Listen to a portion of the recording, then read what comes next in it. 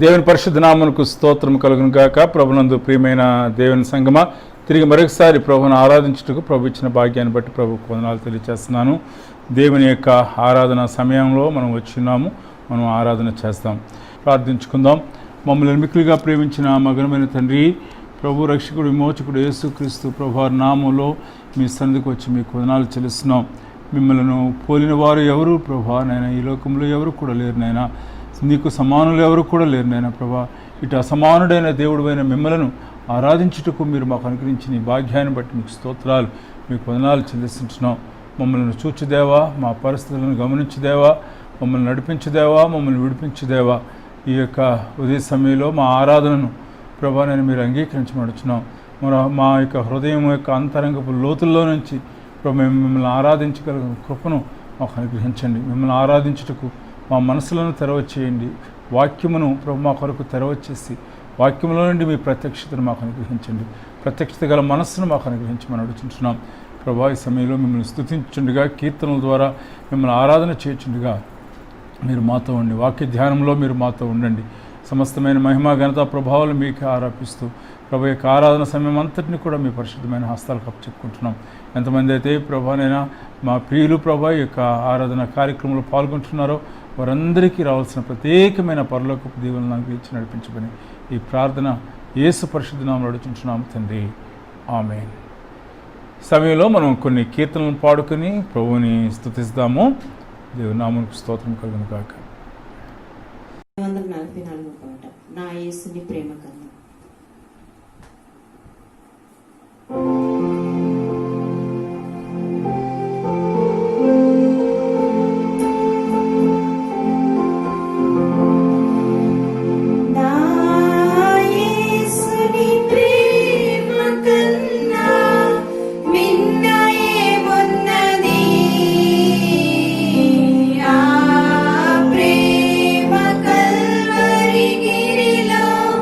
స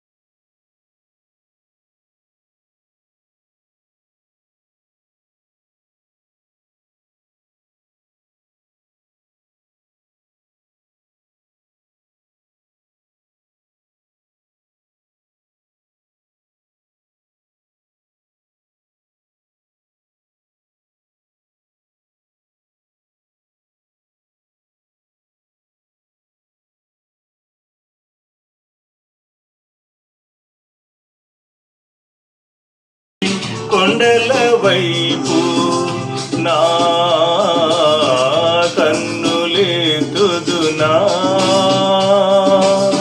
కొండల వైపు నా కన్నులెత్తి కొదువతో నేను కుమిలిదనా, కొదువతో నేను కుమిలిదనా.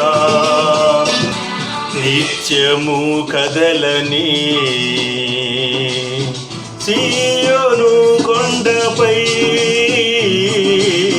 నిత్యము కదలని సీయోను కొండపై యేసయ్యా యేసయ్యా యేసయ్యా యేసయ్యా నీదు ముఖము చూచుచూ పరవశించి పాడిదా, కలవరపడిని కొండల వైపు నా కన్నులెత్తుదునా, కొండల వైపు నా కనులెత్తి కొదువతో నేను కుమిలిదనా, కొదువతో నేను కుమిలిదనా. దైవజనులైన యేసన్న గారు రచించి స్వరకల్పన చేసి గానం చేసిన స్తుతి కీర్తనండి.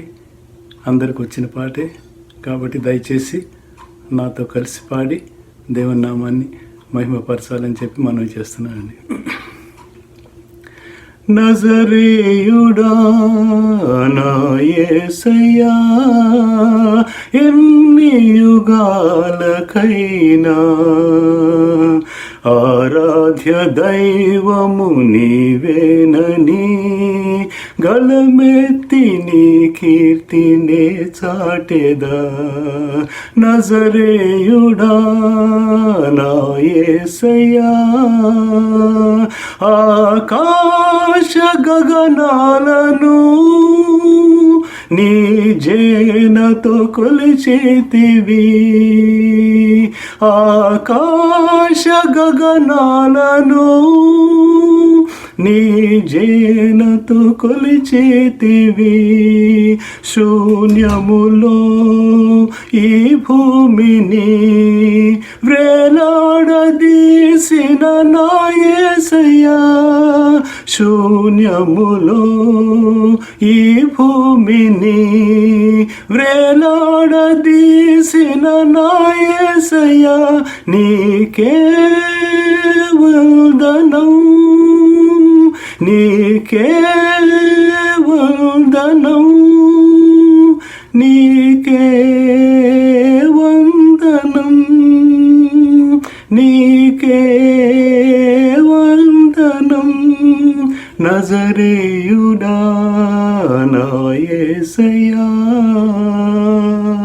అగాధ సముద్రాలకు నీవే ఎల్లలు వేసితివి,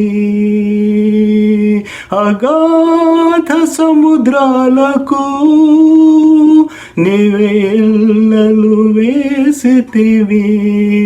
జలములలో బడినే వెళ్ళినా నన్నేమి చేయవు నా యేసయ్యా, జలములలో బడినే వెళ్ళినా నన్నేమి చేయవు నా యేసయ్యా, నీకే వందనం, నీకే వందనం, నీకే వందనం, నీకే వందనం.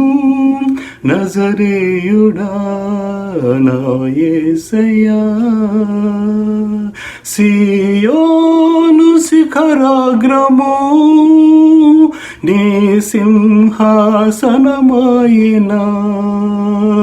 సియోను శిఖరాగ్రము నీ సింహాసనమాయనా.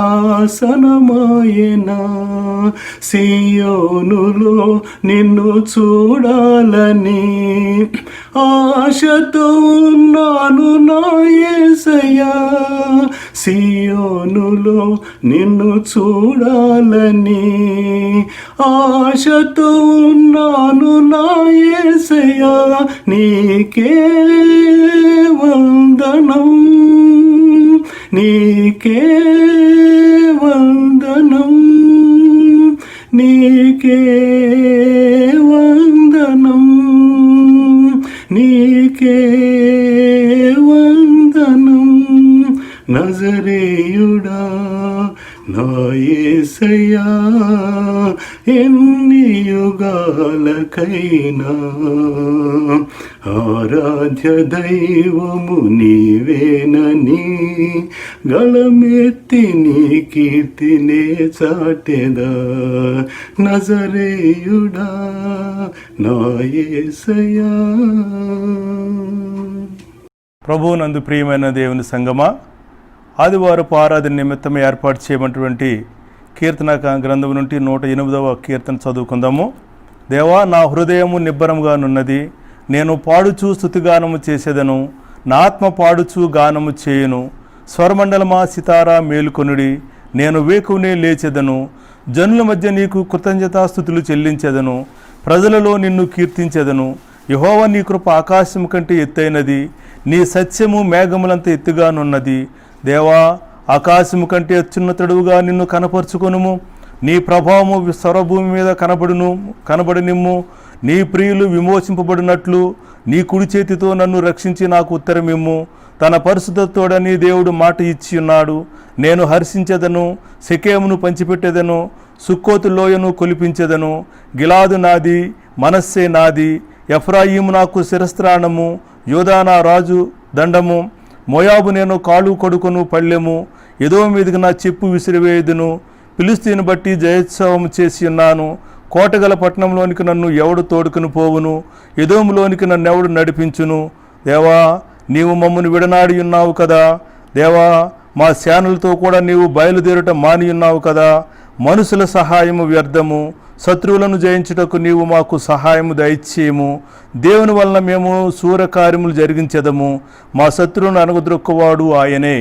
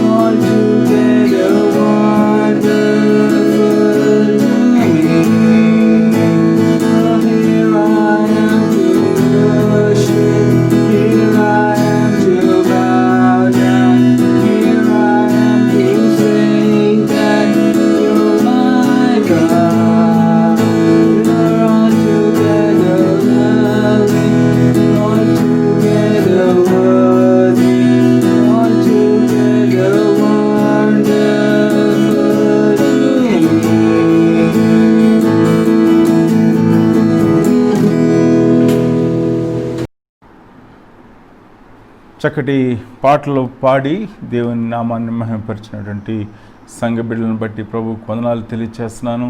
మరి సహోదరులు మోహన్ గారు, అలానే సహోదరులు జోసఫ్ నోయల్, అలానే అంకుల్ నికడమస్ గారు పాడిన అద్భుతమైన కీర్తనలను బట్టి ప్రభువుకు వందనాలు తెలియచేస్తున్నాం. మరి సిస్టర్స్ పాడిన పాటలను బట్టి కూడా ప్రభువుకు వందనాలు తెలియచేస్తూ ఉంటున్నాను. మరి ఈ సమయంలో మనము దేవుని యొక్క వాక్యాన్ని ధ్యానం చేసుకుందాం. యోహాను సువార్త మరి 5వ అధ్యాయము, యోహాను సువార్త 5వ అధ్యాయాన్ని మనం ధ్యానం చేసుకుందాం. 19వ వచనం నుండి 30వ వచనం వరకు మనం చదువుకుందాం. యోహాను సువార్త 5వ అధ్యాయము మరి 19వ వచనం నుండి 30వ వచనం వరకు చదువుకుందాం. కాబట్టి యేసు వారికి ఇట్లు ప్రత్యుత్తరం ఇచ్చాను, తండ్రి ఏది చేయుట కుమారుడు చూచునో అదే కాని తనంతట తాను ఏదీ చేయనేరడు. ఆయన వేటిని చేయునో వాటిని కుమారుడును అలాగే చేయును. తండ్రి కుమారుని ప్రేమించుచు తాను చేయు వాటి నెలను ఆయనకు అగుపరుచుచున్నాడని మీతో నిశ్చయముగా చెప్పుచున్నాను. మరియు మీరు ఆశ్చర్యపడినట్లు వీటికంటే గొప్ప కార్యములను ఆయనకు అగుపరచును.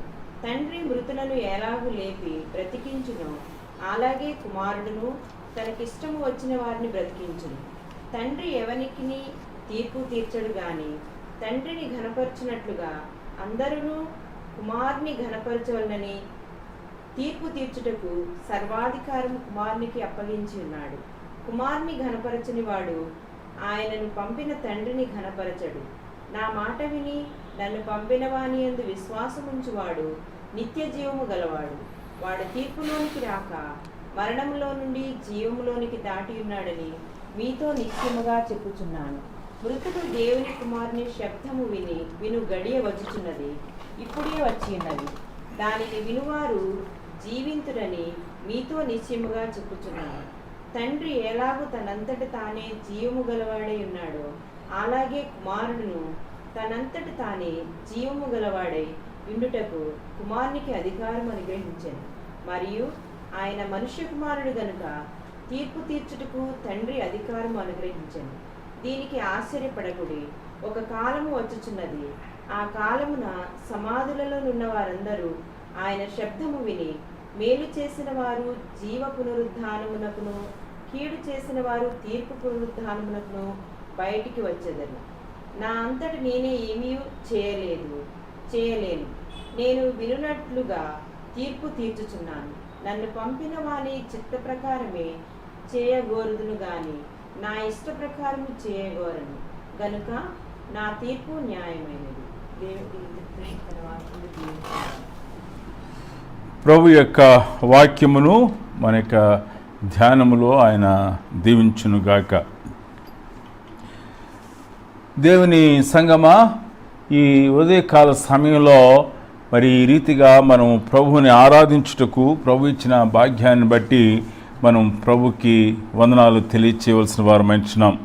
మరి వారము వెంబడి వారము ఈ రీతిగా మరి దేవుని యొక్క వాక్యాన్ని ఆన్లైన్లో మరి పంచుకోవటానికి ప్రభు నాకు ఇచ్చిన భాగ్యాన్ని బట్టి ప్రభువుకి వందనాలు తెలియచేస్తూ ఉంటున్నాను. నేను మీతో ఇంతకుముందు చాలాసార్లు చెప్పి ఉన్నాను. మరి నేను ఎన్నడూ కూడా ఈ యొక్క సోషల్ మీడియా ద్వారా, ఈ యొక్క యూట్యూబ్స్ ద్వారా మరి వాక్యాన్ని ప్రకటించాలని నేను ఎన్నడూ కూడా తలంచలేదు. మరి ఆ యొక్క అప్రోచ్ నాకెందుకో ముందు నుంచి కూడా దానికి దూరంగా ఉండటం జరిగింది.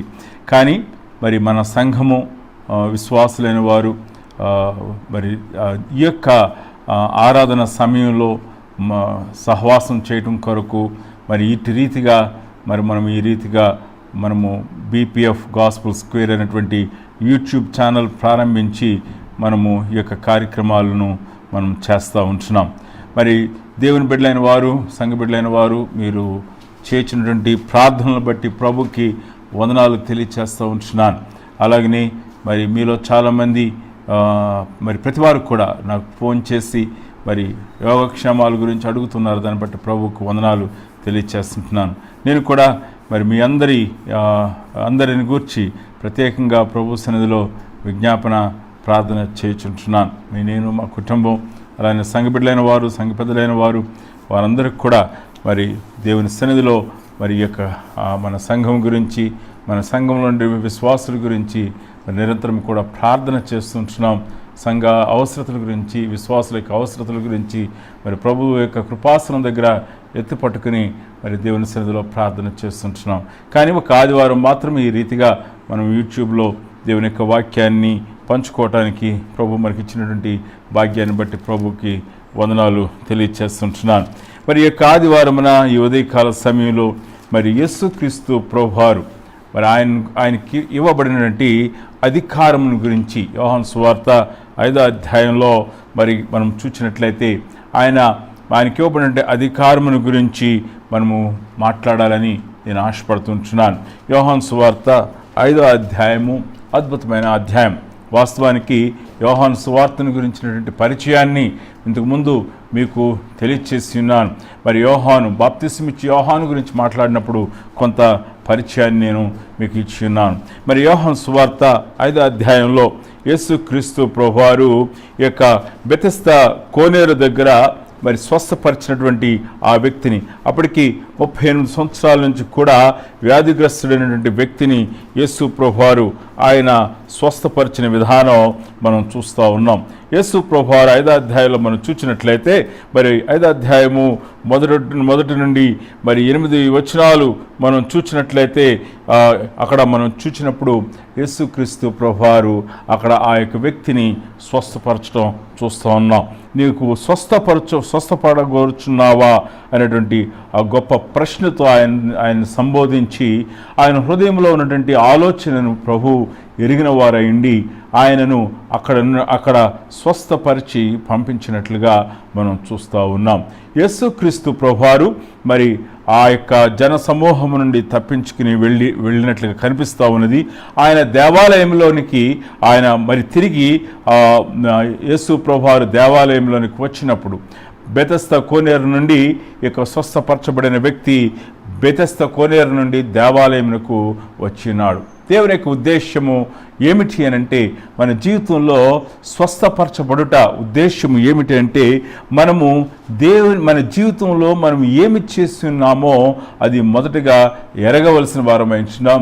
రెండవదిగా మన జీవితంలో ప్రభువు మనను స్వస్థపరచుట ఉద్దేశము ఏమిటి అని అంటే మన జీవితంలో ఆయన మహిమపరచాలని. మరి ఆ కాలంలో ఈయన దేవాలయంలోనికి స్వస్థపరచబడిన వ్యక్తి దేవాలయంలో కనపడటం ఎంత గొప్ప విషయం అండి.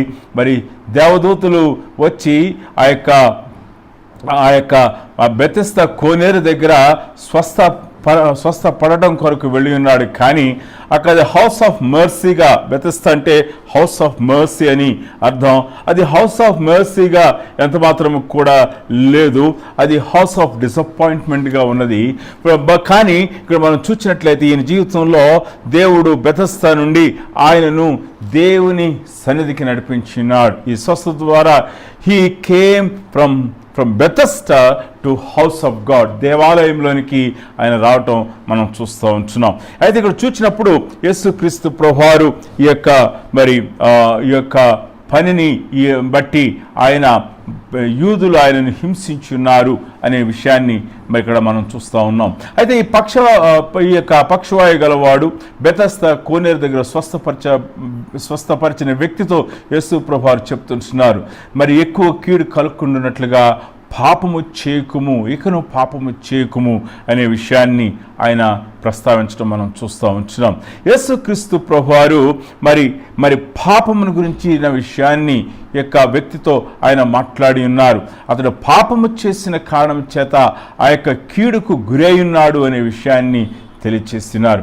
మనము వాస్తవానికి దేవుని యొక్క వాక్యంలో నుండి మరి 4 సువార్తల భాగాల్ని జాగ్రత్తగా మనం చదివినట్లయితే డాక్ట్రిన్ ఆఫ్ సిన్, పాపమును గురించి యేసుక్రీస్తు ప్రభువారు ఎటువంటి బోధ చేసి ఉన్నారో మనకి చాలా చక్కగా అర్థమవుతూ ఉంటుంది. ఆయన పాపమును గురించిన మరి పాపమును గురించినటువంటి ప్రారంభం, పాపము యొక్క పర్యవసానం, పాపములను క్షమించే అధికారము, తర్వాత పాపం వల్ల వచ్చేటువంటి జీతము, మరి పాపంలో జీవించడం వలన కలిగేటువంటి ది అల్టిమేట్ కాన్సిక్వెన్స్, నిత్యం ఉండేటువంటి పర్యవసానము, ఆ యొక్క నరకము, వీటిని గురించి యేసు ప్రభువారు అద్భుతంగా ఆయన మాట్లాడటాన్ని మనం చూస్తూ ఉంటున్నాం. ఇక్కడ ఒక గొప్పదైనటువంటి హెచ్చరిక, గొప్పదైన స్వస్థత మనం చూస్తూ ఉన్నాము.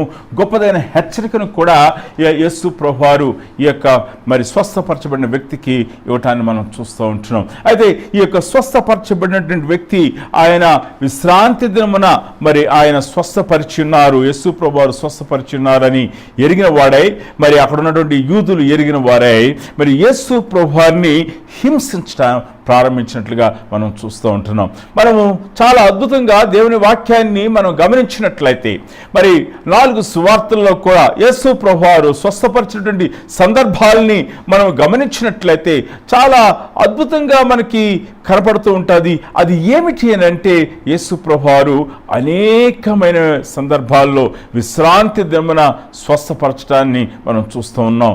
కారణం ఏంటంటే ఆయన విశ్రాంతి దినమునకు ప్రభు అయినాడు అనేటువంటి విషయమును తెలియచేయటం కొరకు యేసు ప్రభువారు విశ్రాంతి దినమున స్వస్థపరచడాన్ని మనం చూస్తూ ఉంటున్నాం. ఈ యొక్క ఉదయకాల సమయంలో ఈ యొక్క విశ్రాంతి దినమునకు ప్రభు ఎవరు అని అంటే యేసు క్రీస్తు ప్రభువారే విశ్రాంతి దినమునకు ప్రభవించినాడు.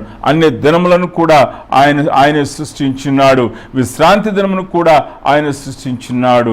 ఆయన విశ్రాంతి దినమునకు ఆయనే ప్రభవించినాడు. God is the author of time. దేవుడు కాలమునకు సృష్టికర్త అయించున్నాడు, కాలమును సృష్టించిన వాడయించున్నాడు, దినములను సృష్టించిన వాడయించున్నాడు. అంచేత ఆయన ప్రతి దినమునకు కూడా ఆయనే అధికారి. విశ్రాంతి దినమును మన కొరకు ఆయన ఇచ్చినాడు. కానీ మరి ఆయన విశ్రాంతి దినమునకు ప్రభు అనే విషయాన్ని వీరికి తెలియచేయటం కొరకు విశ్రాంతి దినమున స్వస్థపరచడాన్ని మనం చూస్తూ ఉంటున్నాం. అయితే ఇక్కడ ఈ వాక్య భావాలు మనం చూసినప్పుడు మరి ఇక్కడ యేసు ప్రభువారు మరి ఒక గొప్పదైనటువంటి సత్యాన్ని వారికి బయలుపరిచి ఉన్నారు. 16వ వచనంలో మనం చూసినట్లయితే, అయితే యేసు నా తండ్రి ఇది వరకు పని చేయుచున్నాడు, నేను చేయుచున్నానని మరి వారికి ఉత్తరం ఇచ్చెను. ఇక్కడ చూసినట్లయితే యేసు ప్రభువారు ఆయన పలికినటువంటి మాట చాలా గొప్పదైనటువంటి మాట. అది మరి యూదులకు దేవదూషణతో కూడినటువంటి మరి సంబోధనగా వారికి అగబడటం మనం చూస్తూ ఉంటున్నాం. ఈయన మరి విశ్రాంతి దినమును స్వస్థపరచడం మాత్రమే కాదు, కానీ మరి ఆయన తండ్రితో తను తాను సమానునిగా చేసుకున్నటువంటి సందర్భాన్ని ఇక్కడ వారు గమనించినారు. నా తండ్రి ఇదివరకు పని చేయుచున్నాడు, నేను కూడా పని చేయుచున్నాను. కాబట్టి ఈ యొక్క మరి మాట వారికి అర్థమైంది ఏంటంటే పనిని గురించి మాత్రమే కాదు, కానీ స్వస్థతను గురించి మాత్రమే కాదు, కానీ ఇక్కడ మనం చూసినట్లయితే ఆయన పని చేయుచున్నాడు. ఆయన తండ్రితో పనిచేయటం మాత్రమే కాదు, కానీ ఆయన తండ్రితో తన్ను తాను సమానునిగా చేసుకుని ఉన్నాడు అనే విషయాన్ని వారు అర్థం చేసుకున్నారు. అందుచేత మరి సమయంలో మరి వారు యేసు క్రీస్తు ప్రభువారిని చంపుటకు మరి ప్రయత్నం చేసినట్లుగా మనం చూస్తూ ఉన్నాం.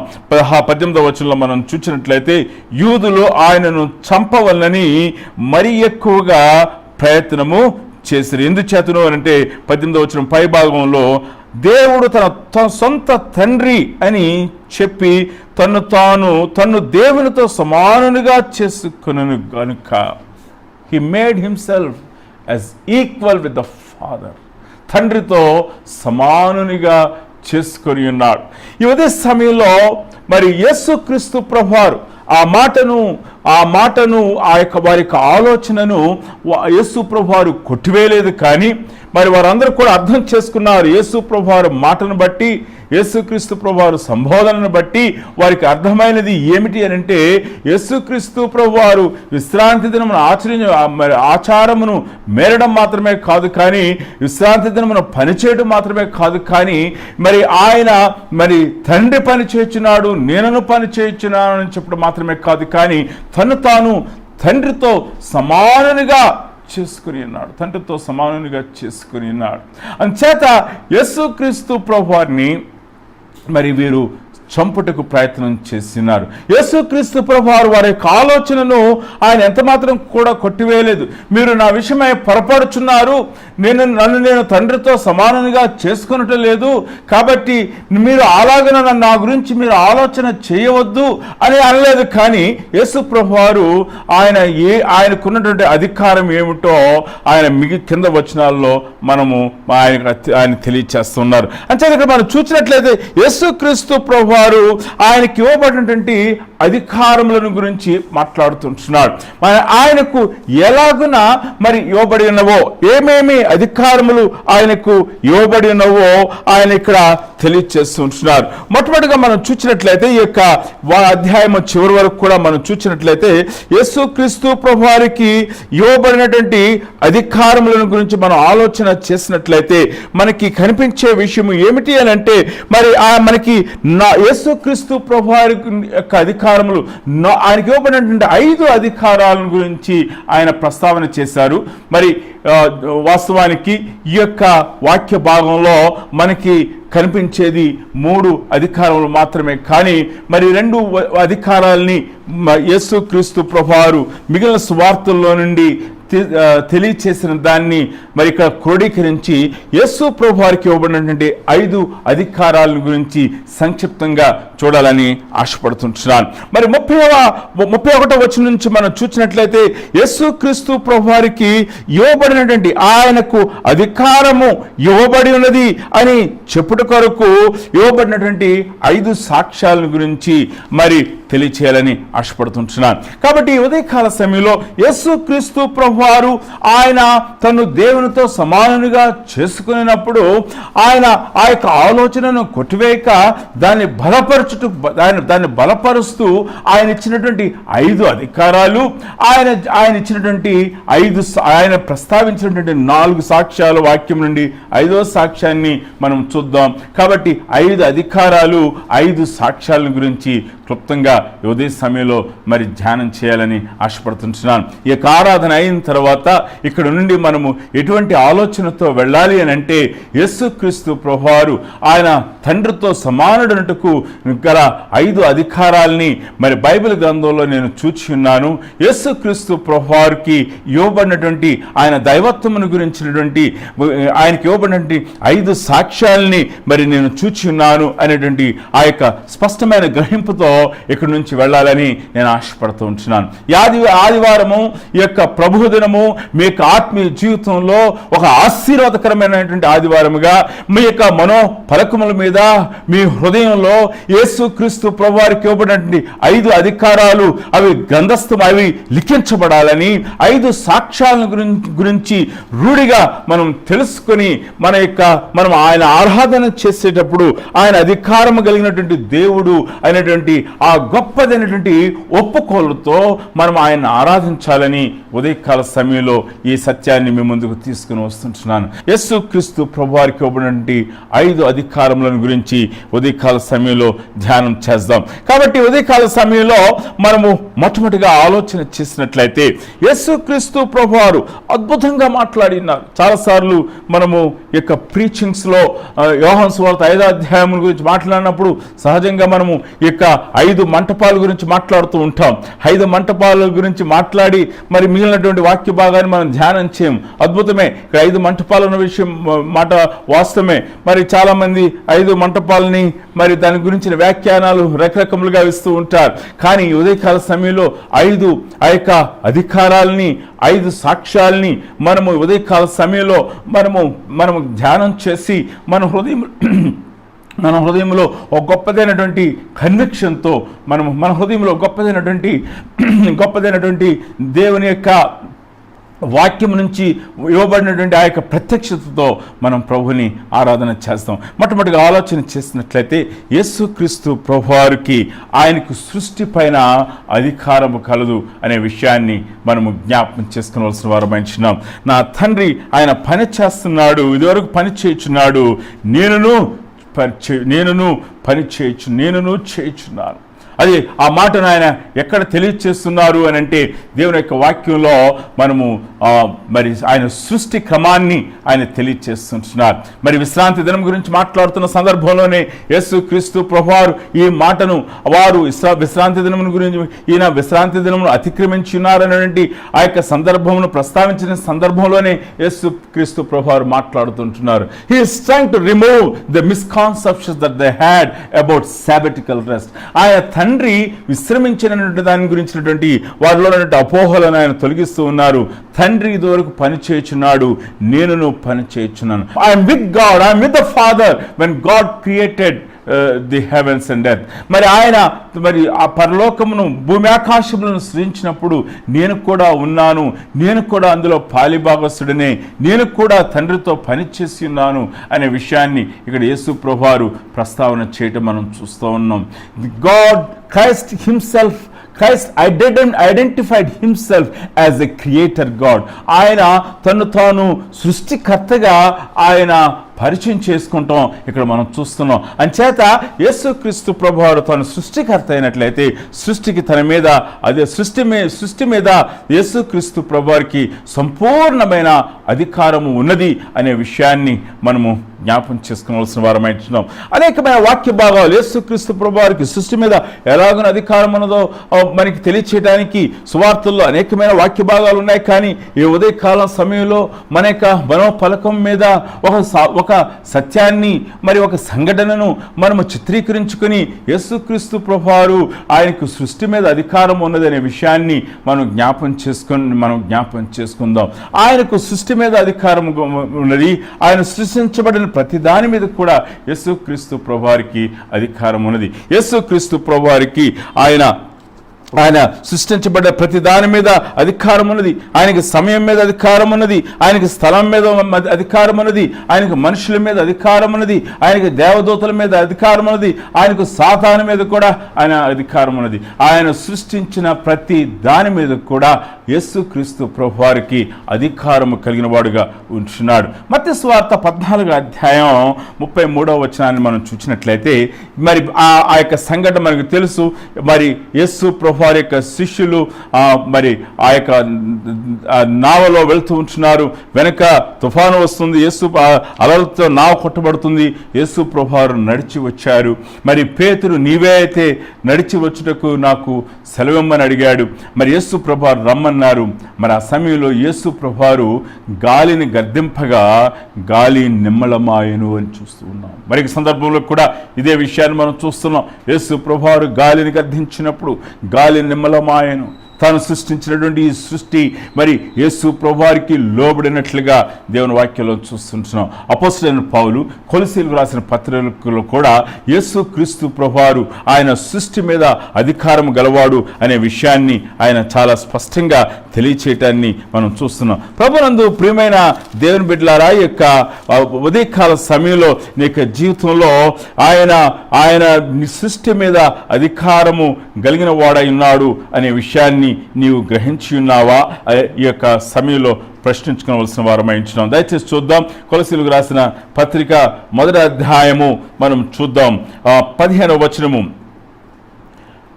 ఆయన అదృశ్య దేవుని స్వరూపి అయి సర్వ సృష్టికి ఆది సంభూతుడై ఉన్నాడు.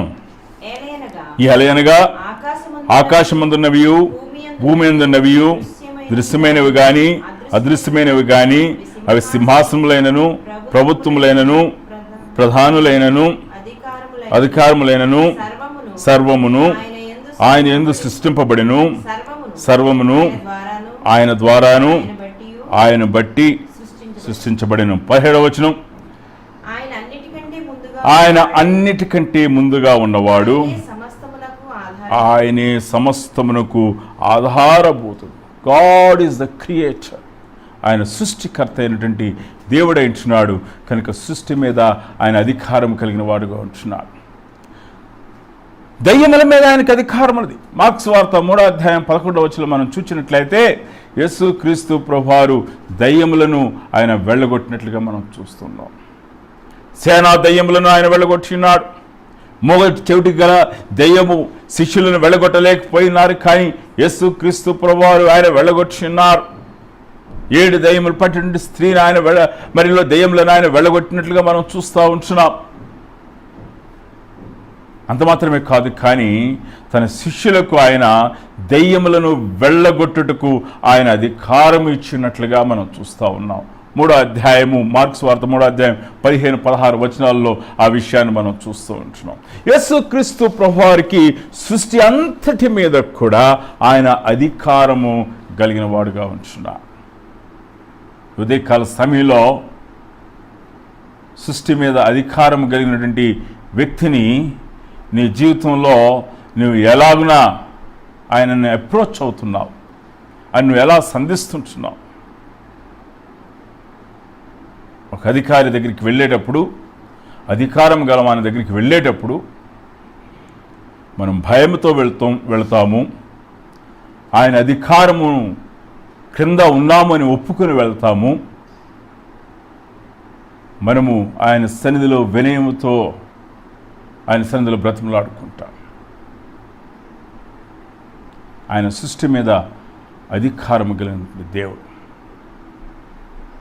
నీ జీవితంలో ఈ సత్యాన్ని నువ్వు గ్రహించుకున్నప్పుడు నీ ప్రార్థన జీవితం సంపూర్ణంగా మార్చబడుతుంది. ఆయన సమయాల మీద అధికారం కలిగిన వాడు, స్థలముల మీద అధికారం కలిగిన వాడు, మనుషుల మీద అధికారం కలిగిన వాడు, ఆయన దేవదూతల మీద అధికారం కలిగిన వాడు, మరి దృశ్యమైన వాటి మీద అదృశ్యమైన వాటి మీద అధికారం కలిగిన వాడు అయినాడు.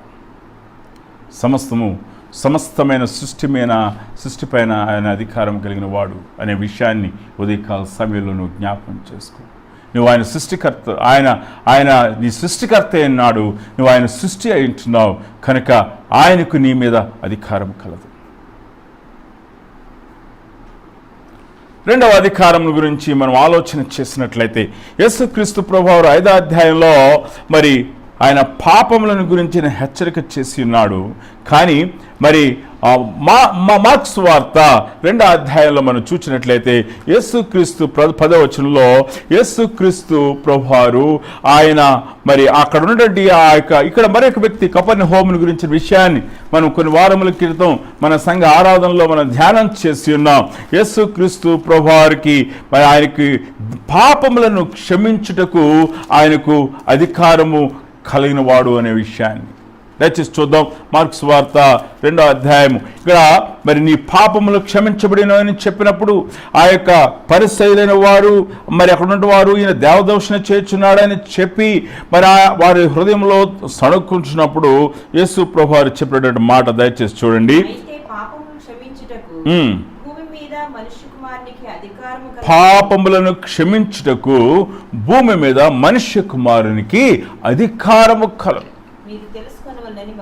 ఆయనకు అధికారం కలదు. అక్కడ జరిగిన అద్భుతము యొక్క ఉద్దేశం ఏమిటి దేనికేనంటే పాపములను క్షమించుటకు ఆయన అధికారము గలవాడు అనే విషయాన్ని రుజువు చేయుట కొరకు, for them to demonstrate that he has the authority to forgive since, he had performed that miracle. పాపములను క్షమించుటకు అధికారము గలవాడని వారు గ్రహించుట కొరకు ఆ స్టాంప్ ఆఫ్ అప్రూవల్, ఆ స్టాంప్ ఆఫ్ అఫర్మేషన్ వారి యొక్క మనసులో, వారి యొక్క మనోనేత్రముల మీద, వారి హృదయాల మీద ముద్రించుట కొరకు. దేవదూషణ చేసే వ్యక్తి అద్భుతాన్ని చేయలేడు. దేవునికి వ్యతిరేకంగా ఉన్నటువంటి వ్యక్తి ఈ యొక్క అద్భుతాన్ని చేయలేడు. ఆయన చేసి ఉన్నాడు. నీ పాపములు క్షమించబడి ఉన్నవని చెప్పినాడు. నీ పాపములు క్షమించుటకు మనుష్య కుమారునికి అధికారం గలదని చెప్పినాడు. ఆయన పాపములను క్షమించి ఉన్నానని మనం అర్థం చేసుకుంటూ, ఆయనకు అధికారం ఉన్నది అనే విషయం మనం అర్థం చేసుకుంటూ కొరకు అక్కడ ఆ పక్షవాయు గలవాన్ని యేసు ప్రభువారు స్వస్థపరిచినట్లుగా మనం చూస్తూ ఉన్నాం. పాపములను క్షమించుటకు ఆయన అధికారం కలిగిన వాడు. పాపాత్మురాలైన స్త్రీ యేసు ప్రభువారి దగ్గరికి వచ్చి ఆయన పాదముల మీద పడి ఆమె కన్నీరు కారుస్తుంచినప్పుడు ఆయనను ఆతిథ్యమునకు పిలిచినటువంటి ఆ పరిసయ్యునితో యేసు ప్రభువారు మాట్లాడుతున్నారు. ఈమె చేసినటువంటి విస్తారమైన పాపములు క్షమించబడి ఉన్నవి. ఆమె నన్ను విస్తారముగా ప్రేమించినది కనుక ఈమె చేసిన విస్తారమైన పాపములు క్షమించబడి ఉన్నవి. He declared forgiveness. He declared forgiveness because he has the authority to forgive sins. ఆయనకు పాపములను క్షమించుటకు అధికారం కలిగిన వాడు కనుకనే పాపములు క్షమించబడి ఉన్నవని ఆయన ప్రకటన చేసినాడు. ఇదే సమయంలో యేసు ప్రభువారికి ఉన్నటువంటి రెండవ అధికారము పాపములను క్షమించుటకు ఆయన అధికారం కలిగిన వాడు. మూడవ అధికారం మనం చూద్దాం. యోహాను సువార్త 5వ అధ్యాయం 23వ వచనము. తీర్పు తీర్చుటకు 22వ వచనం నుండి చదువుదాము. తండ్రి ఎవనికిని తీర్పు తీర్చడు గాని తండ్రిని గణపరచునట్లుగా అందరూ కుమారుని గణపరచవలనని తీర్పు తీర్చుటకు సర్వ అధికారము కుమారునికి అప్పగించబడి ఉన్నది. సర్వాధికారం కుమారునికి అప్పగించబడింది. దేని కొరకు అప్పగించబడింది? తీర్పు తీర్చుటకు ఆయనకు అధికారము ఇవ్వబడి ఉన్నది. అమేజింగ్. దేవుని బిడ్డలారా, యేసు క్రీస్తు ప్రభువారికి ఇవ్వబడినటువంటి అధికారము గొప్పదైన అధికారము. అది ఏమిటనంటే తీర్పు తీర్చుటకు ఆయన అధికారము కలిగిన వాడాయించున్నాడు. ప్రతి దాని విషయంలో ఆయన తీర్పు తీర్చుటకు ఆయన అధికారం కలిగిన వాడాయించున్నాడు. కొరింథీయులకు రాసిన మొదటి పత్రిక 15వ అధ్యాయము 24వ వచనం మనం చదువుకుందాం. అటు తరువాత ఆయన సమస్తమైన ఆధిపత్యమును సమస్తమైన అధికారమును బలమును కొట్టివేసి తన తండ్రి అయిన దేవునికి రాజ్యమును అప్పగించును. మనం చూసినట్లయితే ఇక్కడ పునరుద్ధాన బలమును గురించి ఆయన మాట్లాడుతూ పునరుద్ధాన సమయమందు ఆయన ఎలాగున తన యొక్క పునరుద్ధాన బలమును బట్టి తన వారిని తండ్రికి అప్పగించును ఆయన తెలియచేస్తూ ఉంటున్నాడు. ఆయన మరణము నుంచి లేచి ఉన్నాడు కనుక ఆయన తీర్పు తీర్చుటకు సమస్తమైన అధికారము కలిగిన వాడు అనే విషయాన్ని ఉదయకాల సమయంలో మనము జ్ఞాపం చేసుకోవాల్సిన వారం అంటున్నాం. ఇదే విషయాన్ని ఇదే యోహాను సువార్త 5వ అధ్యాయంలో మనం చూసినట్లయితే మరి దయచేసి చదువుదాము. యోహాను సువార్త 5వ అధ్యాయము 26వ వచనము. తండ్రి ఎలాగూ తనంతటి తానే జీవము గలవాడై ఉన్నాడో అలాగే కుమారుడును తనంతటి తానే జీవం గలవాడిండుటకు కుమారునికి అధికారమును అనుగ్రహించెను. మరియు ఆయన మనుష్య కుమారుడు గనుక తీర్పు తీర్చుటకు అధికారము అనుగ్రహించెను. ఆయన పునరుద్ధానంలో in his resurrection he has the authority, he has received an authority to judge people both dead and alive. సజీవులైన వారిని మృతులైన వారిని ఆయన తీర్పు తీర్చివాడాయించున్నాడు. బైబిల్ గ్రంథం అంతటిని కూడా ఉదయకాల సమయంలో ఆయన తీర్పుల గురించి ఆయన ఏమేమి విషయాల్లో తీర్పు తీరుస్తాడో మనము వివరంగా ధ్యానం చేయటం లేదు. కానీ ఒక విషయాన్ని మనం జ్ఞాపం చేసుకోవాలి. మృతుల పునరుద్ధానమందు ఉన్న వారిని ఆయన తీర్పు తీర్చబడాయించున్నాడు. క్రీస్తులందు లేని వారు వారి కొరకు ఏర్పాటు చేయబడిన వారు ఆ యొక్క మృతుల పునరుద్ధానమందు వారు లేచినప్పుడు ఆ యొక్క గొప్పదైనటువంటి ఆ యొక్క ధవళ సింహాసనం దగ్గర వారిని కూడా తీర్పు తీర్చబడాయించున్నాడు. ఆయన సంఘము ఎత్తబడినప్పుడు ఆయన మధ్యాకాశంలో ఆయన ఇచ్చేటువంటి తీర్పు అది బహుమానం గురించినటువంటి తీర్పు. కానీ అక్కడ కూడా మనం చేసిన పరిచర్యను బట్టి నమ్మకత్వాన్ని బట్టి ఆయన మనకు తీర్పు తీర్చి బహుమానములు ఇచ్చివాడాయించున్నాడు. Christ has an authority to execute judgment. ఆయన తీర్పు తీర్చుటకు అధికారము కలిగిన వాడాయించున్నాడు. తండ్రి కుడిపార్శ్వమందు కూర్చుండి ఆయన తీర్పు తీర్చువాడాయించున్నాడు. Is a judge. Christ is a judge. కారణం ఆయన అక్కడ తెలియచేస్తున్నాడు ఆయన జీవము గలవాడు. ఆయన ఈ లోకంలోనికి ఆయన శరీరధారిగా వచ్చినాడు. ఆయన జీవములో నుండి మరణపు ముళ్ళును విరిచినాడు, పునరుద్ధానుడై ఉన్నాడు. కనుక ఆయన తీర్పు తీర్చుటకు అధికారం గలవాడు అనే విషయాన్ని మనం గుర్తెరగవలసిన వారమైంటున్నాం. నాలుగవదిగా మనం ఆలోచన చేసినట్లయితే మనం చదివినటువంటి యొక్క వాక్య భాగంలోనే మనం చూసినట్లయితే యోహాను సువార్త 5వ అధ్యాయము 26 నుండి 29 వచనాలు మనం చూసినట్లయితే ఆయన మరి స్వయం జీవుడుగా ఉండుటకు, ఆయన జీవించుటకు అధికారము కలిగిన వాడు అనే విషయాన్ని మనం చూస్తూ ఉన్నాం. దయచేసి చదువుదాము. యోహాను సువార్త 5వ అధ్యాయం 26 నుండి 29 వచనాలు. తండ్రి ఎలాగూ తనంతట తానే జీవము గలవాడై ఉన్నాడు, అలాగే కుమారుడు తనంతట తానే జీవము గలవాడై ఉండుటకు కుమారునికి అధికారం అనుగ్రహించింది. మరియు ఆయన మనుష్య కుమారుడు గనుక తీర్పు తీర్చుటకు తండ్రి అధికారము అనుగ్రహించింది. దీనికి ఆశ్చర్యపడకుడి, ఒక కాలము వచ్చుచున్నది, ఆ కాలమున సమాధులలో ఉన్న వారందరూ ఆయన శబ్దము విని మేలు చేసిన వారు జీవ పునరుద్ధానమునకును, కీడు చేసిన వారు తీర్పు పునరుద్ధానమునకును ఇంటికి వచ్చారు. చూసారండి, ముందు మనం చెప్పిన వాక్య భాగాన్ని మనం అక్కడ మరొకసారి మనం చూచున్నాం. అయితే ఇక్కడ ఆయన ఏమంటున్నాడంటే, తండ్రి ఎలాగున ఆయన జీవించున్నాడో కుమారుడును అలాగున జీవించుటకు అధికారము కలిగిన వాడుగా ఉంటున్నాడు అనే విషయాన్ని మనం చూస్తూ ఉంటున్నాం.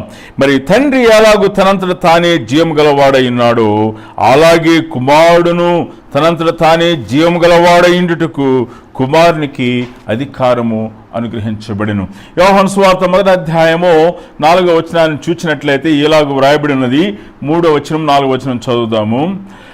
కలిగి ఉన్నది ఏదియు ఆయన లేకుండా కలుగలేదు, ఆయనలో జీవం ఉండెను, ఆ జీవము మనుషులకు వెలుగైండెను. ఇక్కడ ఏ జీవం గురించి మాట్లాడుచున్నాడు అని అంటే, దైవత్వములో ఉన్న జీవం గురించి మాట్లాడుచున్నాడు. ఈ యొక్క జీవము నిరంతరం ఉండే జీవము, సృష్టించబడనటువంటి జీవము. మనలో ఉండే జీవము మరణ నియమం క్రింద ఉన్నటువంటి జీవము, దాన్ని బయోస్ అన్నాము. కానీ దేవునిలో ఉండే జీవము జాయోస్, అది మరణము లేని జీవము, నిత్య జీవము, నిరంతరం ఉండే జీవము. క్రీస్తు నిరంతరము కూడా జీవించుటకు ఆయన అధికారము కలిగిన వాడుగా ఉంటున్నాడు. ఈ యొక్క జీవములో మార్పు ఉండదు, ఈ జీవములో మరణ నియమము లేదు. ఆయన నిరంతరము జీవించువాడు, ఆయన స్వయం జీవుడుగా ఉన్నాడు, ఆయన సృష్టించబడని వాడుగా ఉన్నాడు. దైవత్వం యొక్క లక్షణం మనం ఆలోచన చేసినట్లయితే, దేవుని యొక్క లక్షణము, దేవుడు అనంతుడైనటువంటి దేవుడు లేక నిత్యుడైనటువంటి దేవుడు. దేవుడు సృష్టించబడని వాడుగా ఉండవలసిన వాడు. సృష్టించబడనిది ఏది కూడా మార్పు చెందనిదిగా ఉంటుంది. సృష్టించబడని దాని మీద మరణ నియమం ఉండదు, మార్పు నియమము ఉండదు కనుక మరణ నియమం కూడా ఉండదు. When there is no principle of change, there is no principle of death. యేసుక్రీస్తు ప్రభువారు ఆయన తండ్రితో సమానుడు. నేను ఎందుకు తండ్రితో సమానుడు? నేను తండ్రితో నన్ను నేను సమానంగా చేసుకుని ఉన్నానని మీరు భావిస్తున్నారు. ఎందుకు నేను తండ్రితో సమానుడును అనగా, నేను నిరంతరము కూడా జీవించుటకు, తండ్రి ఎలాగున తనంతట తానుగా జీవించుచున్నాడో నేను కూడా మరి జీవించుటకు అధికారము కలిగిన వాడను. The life that I have is the source of life that I have is the same source that the Father has. తండ్రియు కుమారుడు ఏకమై ఉన్నారు. తండ్రిలో ఏ జీవము ఉన్నదో ఆ జీవమే క్రీస్తునందు ఉన్నది. అందుకని త్రిత్వాన్ని గురించినటువంటి ఆ యొక్క గొప్పదైనటువంటి మర్మాన్ని మనం ధ్యానం చేసినప్పుడు మనకు అర్థమవుతుంది. క్రీస్తు సృష్టించబడినటువంటి వాడు కాడు, కానీ ఆయన సృష్టించబడనేటువంటి దేవుడు. అందుచేతనే ఆయన మార్పు లేనివాడు, ఆయన నిరంతరము కూడా జీవించేవాడు, తండ్రితో సమముగా అనాది కాలము మొదలుకొని అనాది కాలము వరకు జీవించువాడు, నిరంతరము యుగములు జీవించువాడు, ఆల్ఫా ఒమేగా. ఆయన ఆ జీవము ఈ లోకంలో శరీరధారిగా వచ్చి ఉన్నాడు.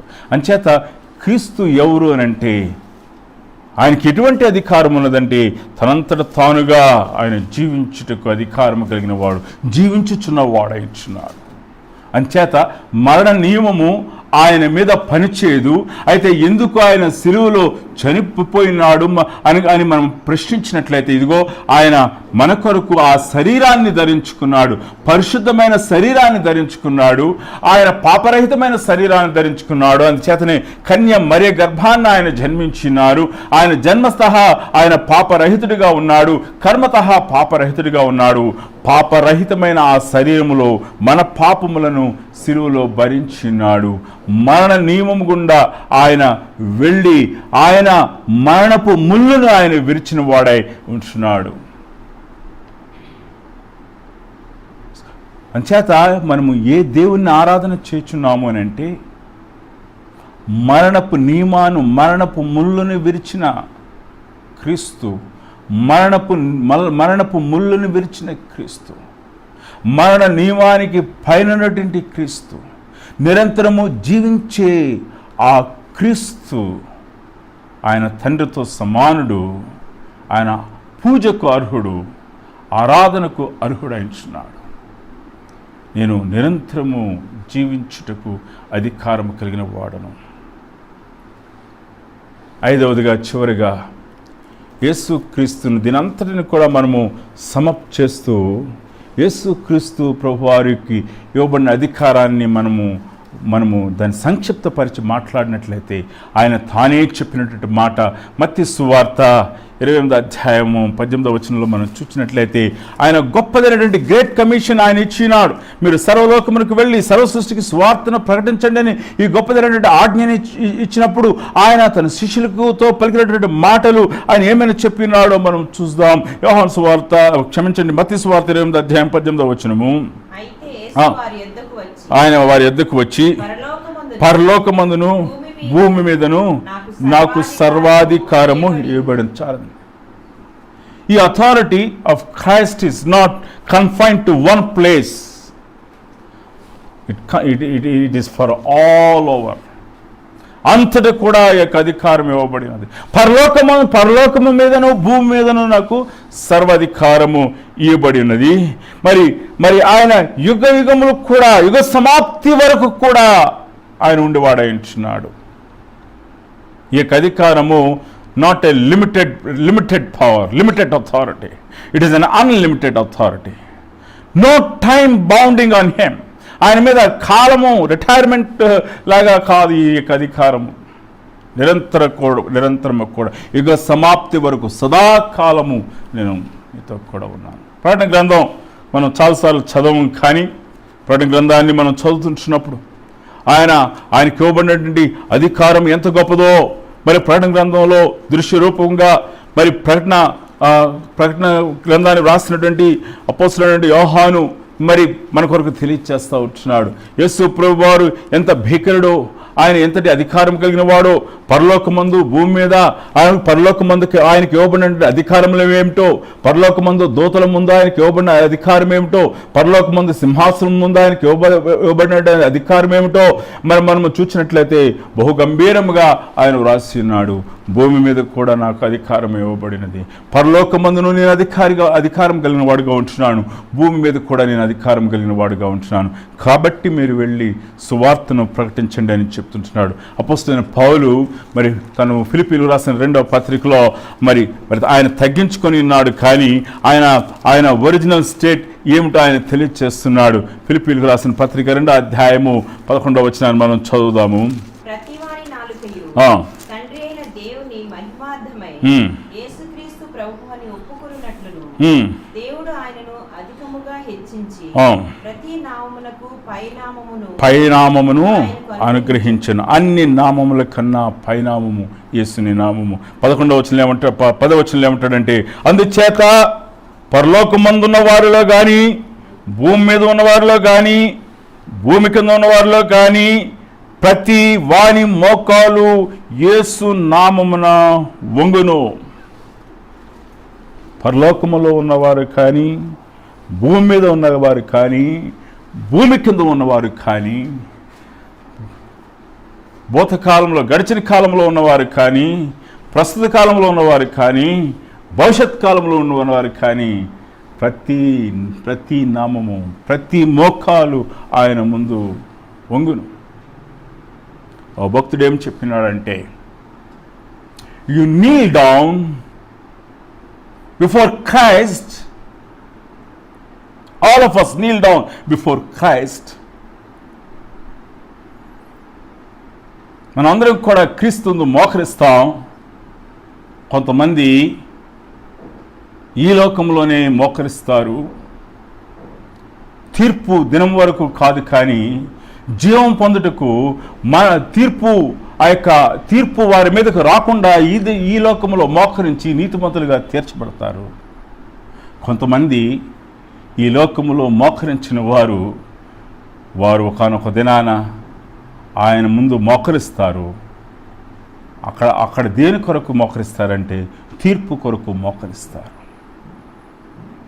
తీర్పు తప్పించబడట కొరకు ఇప్పుడు మోకరించుటలోని ఆశీర్వాదం పొందగలవు, కానీ తీర్పు కొరకు నువ్వు మోకరించబడినట్లయితే అది నీకు నష్టమే. నువ్వు మోకరించబడతావు, కానీ నీవు నిత్య నాశనముకు వెళ్ళువాడయించున్నావు. ఎంచేతనంటే ఆయన తన ప్రేమతో పిలుస్తున్నాడు. ఆ ప్రేమను మనము అర్థం చేసుకోలేకపోతున్నాము. కనుక ఇదిగో ఈ పరిసయ్యులైన వారు ఆయన ముందు మోకరించలేదు, కానీ తీర్పు దినమందు తీర్పు కొరకు వారు మోకరించి వారించున్నారు.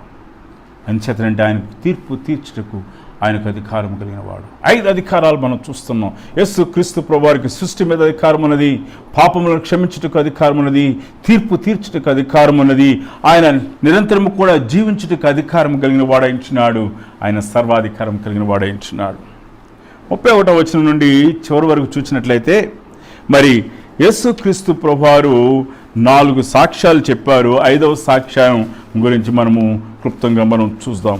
మొదటి సాక్ష్యం, ఇక్కడ బాప్తిసం ఇచ్చి యోహాను సాక్ష్యాన్ని తీసుకుని వస్తున్నారు. 33వ వచనం నుండి 35వ వచనం వరకు కూడా బాప్తిసం ఇచ్చి యోహాను ఏ సాక్ష్యాన్ని తెలియచేసి ఉన్నారు? ఇశ్రాయేలీలు బాప్తిసం ఇచ్చి యోహాను విషయంలో ఏమైనా నమ్మి ఉన్నారు అని అంటే, బాప్తిసం ఇచ్చి యోహాను ఏలియాని కొంతమంది నమ్మి ఉన్నారు. ఆయన ఖచ్చితంగా ప్రవక్త అని నమ్మి ఉన్నారు. ప్రవక్త అబద్ధమాడడు. ప్రవక్త ఏమని మాట్లాడి ఉన్నాడు యేసు ప్రభువారిని గురించి అని మనం ఆలోచన చేసినట్లయితే, ఇదిగో లోక పాపములను మోసుకొని పోవు దేవుని గొర్రెపిల్ల అని సాక్ష్యం ఇచ్చి ఉన్నాడు. ఇంకేమైనా సాక్ష్యం ఇచ్చి ఉన్నాడంటే, నా వెనక వచ్చేవాడు నాకంటే గొప్పవాడు, ఆయన చెప్పుల వారు ఇప్పటికి నేను పాత్రుడను కాను అని చెప్పి ఉన్నాడు. ఇంకేమైనా చెప్పి ఉన్నాడు అని అంటే, ఆయన బాప్తిస్మము పరిశుద్ధాత్మలో బాప్తిస్మం ఇచ్చుదని చెప్పి ఉన్నాడు. యేసుక్రీస్తు ప్రభువారి యొక్క దైవత్వమును గురించి ముందుగానే సాక్ష్యం చెప్పినవాడు. ఆయన రక్షణ గురించి, ఆయన కలుగ చేయబో రక్షణ గురించి సాక్ష్యం చెప్పినాడు. యేసుక్రీస్తు ప్రభువారి యొక్క దైవత్వమును గురించి నేను సాక్ష్యాన్ని కూడా పలికినవాడుగా ఉంటున్నాడు. మీరు యోహాను ప్రవక్త అని మీరు నమ్మినట్లయితే యోహాను యొక్క సాక్ష్యాన్ని నువ్వు నమ్మాలి.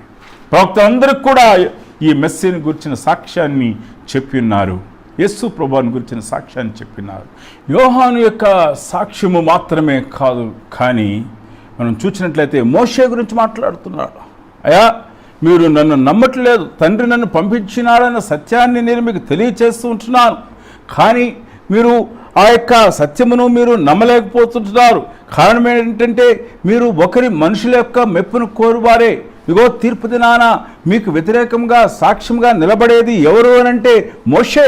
దయచేసి చూద్దాం 45వ వచనంలో, మీరు ఆశ్రయించుచున్న మోషే మీ మీద నేరము మోపును, అతడు నన్ను గూర్చి వ్రాసిన గనుక మీరు మోషేను నమ్మినట్టయినా నన్నును నమ్ముదురు. మీరు అతని లేఖనములు నమ్మిన ఎడల నా మాట ఎలాగూ నమ్మని ఎడల మీరు అతని లేఖనములను నమ్మని ఎడల నా మాటలు ఎలాగూ నమ్ముదురని. చూసారా, యోహాను గురించిన సాక్ష్యం చెప్తున్నారు, మోషేను గురించిన సాక్ష్యాన్ని ఆయన చెప్తుంటున్నాడు. మనం చూసినట్లయితే మరి ఆయన యోహాను సాక్ష్యం మాత్రమే కాదు, కానీ ప్రవక్తల యొక్క సాక్ష్యం మాత్రమే కాదు, కానీ లేఖనముల యొక్క సాక్ష్యం. రెండవదిగా మరి చూసినట్లయితే లేఖనముల యొక్క సాక్ష్యం 39వ వచనంలో మనం చూస్తున్నాం, లేఖనములందు మీకు నిత్య జీవము గలదని తలంచుచు వాటిని పరిశోధించున్నారు, అవి నన్ను గూర్చి సాక్ష్యం ఇచ్చుచున్నవి, అయితే మీకు జీవము కలుగునట్లు మీరు నా యొద్దకు రారు. లేఖనములు నా గురించి సాక్ష్యం చెప్తూ ఉన్నాయి. ఆదికాండం నుండి మలాఖీ గ్రంథం వరకు కూడా ఎవరి గురించి లేఖనాలు వ్రాయబడి ఉన్నవంటే క్రీస్తు యొక్క ఆగమన గురించి లేఖనాలు వ్రాయబడ్డాయి. All of the scripture prophesied about Christ. పాత నిబంధన గ్రంథం అంతా కూడా క్రీస్తుని గురించిన ప్రవచనాలు వ్రాయబడి ఉన్నాయి. కొత్త నిబంధన గ్రంథంలో క్రీస్తుని గురించినటువంటి ప్రవచనముల యొక్క నెరవేర్పుని గురించి మనం చూస్తూ ఉన్నాం. ఆ నెరవేర్పులో మరి వచ్చిన ఆశీర్వాదాలని కొత్త నిబంధన గ్రంథంలో మనం చూస్తూ ఉన్నాం. సచ్ ద స్క్రిప్చర్స్, లేఖనములను పరిశోధించండి, అవి నన్ను గురించి సాక్ష్యం చెప్తూ ఉన్నాయి. లేఖనముల యొక్క అధికారము అంతటిని కూడా మనం చూసినట్లయితే యేసుక్రీస్తు ప్రభువారిని గురించి లేఖనములన్నీ కూడా లేఖనం అంతా కూడా సాక్ష్యం ఇచ్చినట్లుగా మనం చూస్తూ ఉంటున్నాం. ఆదికాండం నుండి మలాఖీ గ్రంథం వరకు కూడా మనం చూసినట్లయితే యేసుక్రీస్తు ప్రభువారి యొక్క ఆగమనం గురించి, ఆయన జీవితం గురించి, ఆయన కన్యమరి గర్భాన జన్మించడం గురించి, ఆయన ఈ లోకంలో పాపరహితుడిగా జీవించే జీవితం గురించి, పాప ప్రాయశ్చిత్తంగా ఆయన బలి అర్పణ అయ్యే సత్యాన్ని గురించి లేఖనములు ఆయన గురించి సాక్ష్యం ఇచ్చినట్లుగా మనము చూస్తూ ఉంటున్నాం. అంచేత యేసు ప్రభువారు చెప్తున్నారు, లేఖనములను పరిశోధించి అవి నన్ను గూర్చి సాక్ష్యం ఇచ్చినవి అని చెప్తుంటున్నారు. లేఖనములు లోపరహితమైనవి, దైవావేశం వలన కలిగింది, దైవ ప్రేరణ వలన కలిగింది కనుక దైవావేశం వలన, దైవ ప్రేరణ వలన పొరాపచ్చలేనటువంటి ఈ యొక్క లేఖనాల్ని సాక్ష్యం చెప్పుచున్నప్పుడు ఆ సాక్ష్యాన్ని నమ్మవలసిన వారై ఉంటున్నారు అనే విషయాన్ని వారికి తెలియచేస్తూ ఉంటున్నారు. యోహాను సాక్ష్యము, ప్రవక్తల సాక్ష్యము, రెండవదిగా లేఖనముల యొక్క సాక్ష్యము, మూడవదిగా మనం ఆలోచన చేసినట్లయితే యేసుక్రీస్తు ప్రభువారు చేసినటువంటి కార్యములు. నేను చెప్పిన మాటలు బట్టి కాకపోయినప్పుడు కూడా మరి నేను చేసిన పనులను మీరు చూడండి అని ఆయన సెలవుస్తుంటున్నారు. 36వ వచనంలో మనం చూస్తూ ఉన్నాం. యేసుక్రీస్తు ప్రభువారు, యోహాను అద్భుతంగా యేసు ప్రభువారు ఆయన చేసినటువంటి కార్యాలని ఆయన ఇక్కడ గ్రంథస్థం చేసి ఉన్నాడు. యోహాను సువార్తలో మెస్సియానిక్ మిరకల్స్ అంటున్నాం. అది కేవలము దేవుడు తప్ప ఇంకెవరు కూడా ఆ కార్యములను చేయలేరు. ఆయన దేవుడు అనుటకు ఆయన చేసినటువంటి కార్యములు మనం చూస్తూ ఉంటున్నాం. మరి ఇక 7 మెస్సియానిక్ మిరకల్స్లో ప్రాముఖ్యంగా మనం ఆలోచన చేసినట్లయితే యేసుక్రీస్తు ప్రభువారు ఆయన మరి ఆ యొక్క లాజరును ఆయన సమాధిలో నుంచి లేపుట మానవ చరిత్రలో ఎన్నడూ కూడా జరిగినటువంటి సంఘటన. 4 దినములు సమాధిలో ఉన్నటువంటి వ్యక్తిని యేసు ప్రభువారు మరి లాజరు బయటికి రమ్మని చెప్పిన వెంటనే అతడు పేద వస్త్రములతో పాటు బయటకు వచ్చినట్లుగా మనం చూస్తూ ఉన్నాం. అతడు జీవించడం మాత్రమే కాదు, కానీ ఆ తరువాత మరి ఆ యొక్క మరి విందులో ఆ లాజరు పాల్గొనటం మనం చూస్తూ ఉన్నాం. కాబట్టి యేసు ప్రభువారు ఆయన చేసిన కార్యములను మనం ఆలోచన చేసినట్లయితే అవన్నీ కూడా ఆయన గూర్చి సాక్ష్యము పలుకుచుంటున్నవి. మరి మనం చూసినట్లయితే మరి 4వదిగా ఆయన పునరుద్ధానమును గూర్చినటువంటి సాక్ష్యము. అన్ని సాక్ష్యముల కన్నా గొప్ప సాక్ష్యము యేసు ప్రభువారు ఆయన ముందుగానే చెప్పినాడు, తన ప్రాణమును ఆయన పెట్టుటకు ఆయన అధికారం కలిగిన వాడని, ఆయన తన ప్రాణమును తిరిగి తీసుకున్నట్టుకు అధికారము కలిగిన వాడనే విషయాన్ని ఆయన తెలియచేసినాడు. ఆయన మాట్లాడుతుంటున్నాడు.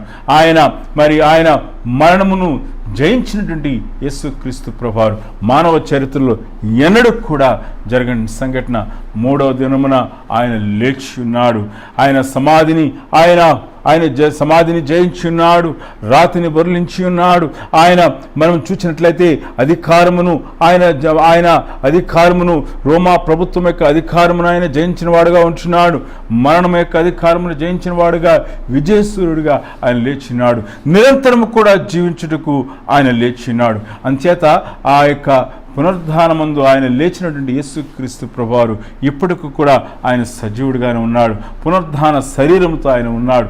ఆయన మృతుడైన దేవుడు కాడు, కానీ సజీవుడైనటువంటి దేవుడై ఉంటున్నాడు. అందుకని అపోస్తలుడైన పౌలు కొరింథీయులకు రాసిన మొదటి పత్రిక 15వ అధ్యాయం అంతటిని కూడా పునరుద్ధానం గురించి మాట్లాడుతున్నాడు. పునరుద్ధానం గురించిన ప్రవచనం మాట్లాడుతున్నాడు. పునరుద్ధానం గురించి ప్రత్యక్ష సాక్షుల గురించి మాట్లాడుతున్నాడు. పునరుద్ధానం గురించినటువంటి తత్వ సంబంధమైన ఆలోచన చెప్తున్నాడు. పునరుద్ధానం గురించినటువంటి అనేకమైన ప్రశ్నలు ఆయన మాట్లాడుతున్నాడు.